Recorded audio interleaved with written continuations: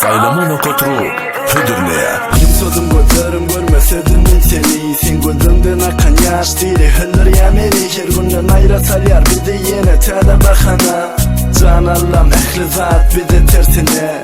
Bile eden arzunun birim hasıl olmadı. Sen olsan bana duşup gülüm görmediğin kalmadı. Men yeki ardığım görmekte sen gözümde baktın iyi. Ağladın yönü gözün asla gülmedi. Enine tam bollu karşı bizim sevgimize. Holorum bitmekine minne katı kendine bakana. Her türlü gip beriptir iller men başkalam hakkında. Bu zatlara sen sebepli savur sana kaka. Vermeyeceğini bilsem de uğracan önüze. Umut filan karaşardım kevemin gülüp gelerine. Öyle kaydıp gelerine bakıp kevemin göz yaşına. Kuvvet kaçar minne yaşamana bu dünyada. Sana aman yan yarım, sen benim dünya barım men seni bağıtlı ederim. Koy ananmasınlar bana, bağıtlar kadar kimmelere. Men seni bağıtlı ederim yarım.